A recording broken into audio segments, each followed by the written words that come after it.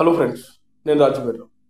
గత వైఎస్ఆర్సీపీ పరిపాలనలో ఉన్నప్పుడు కూటమి నేతలను టార్గెట్గా చేసుకొని రెచ్చిపోయిన వైఎస్ఆర్సీపీకి సంబంధించినటువంటి నాయకులను కటకటాల వెనక్కి పంపేందుకు పోలీసులు తీవ్ర ప్రయత్నాలు చేస్తున్నారు.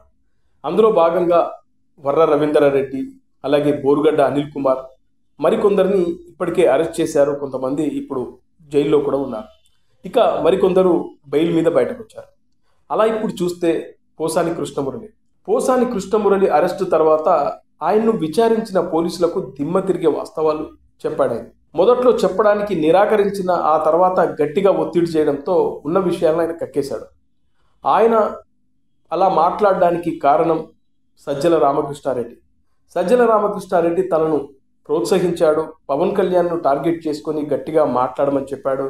అది కూడా పవన్ కళ్యాణ్ అభిమానులను, జనసేన పార్టీ కార్యకర్తలను రెచ్చగొట్టే విధంగా ఆ మాటలు ఉండాలని చెప్పడంతోనే నేను ఆ రోజున ప్రెస్ క్లబ్కి వెళ్ళి అలా మాట్లాడాల్సి వచ్చింది.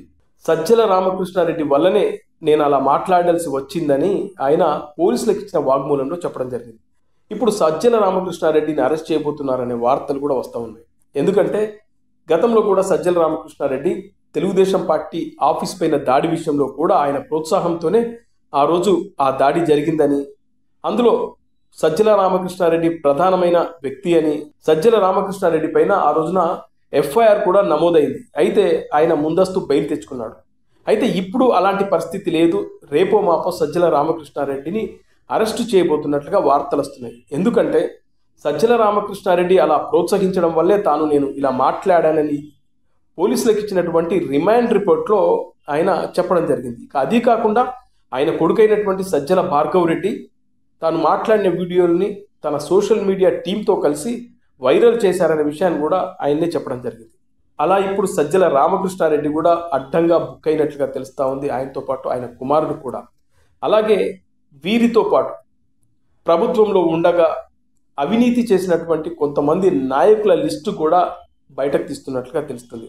రేపో మాపో ఒక పెద్ద చాపను కూడా అరెస్టు చేయబోతున్నట్లుగా అమరావతికి సంబంధించిన సర్కిల్లో పెద్ద ఎత్తున వార్తలు వస్తూ ఉన్నాయి. గత వైఎస్ఆర్సీపీ పరిపాలనలో కొంతమంది అవినీతికి పాల్పడ్డట్లు కొన్ని వార్తలు అయితే బయటకు వస్తూ ఉన్నాయి. కొన్ని పేర్లు కూడా వినపడతా ఉన్నాయి. చూడాలి మరి ఎవరిని అరెస్ట్ చేస్తారు ఏంటి. ఇప్పటికే జనాల్లో మాత్రం పోసాని లాంటి వ్యక్తిని అరెస్ట్ చేసిన తర్వాత జనాల్లో మాత్రం ఎక్కడ సానుభూతి అయితే కనబట్లేదు. ఇప్పటికే లేట్ అయింది, ఇంకొంతమంది ఉన్నారు, వాళ్ళను కూడా అరెస్ట్ చేస్తే ఒక పని అయిపోతుందనే మాటలే జనాల్లోంచి వస్తూ ఉన్నాయి.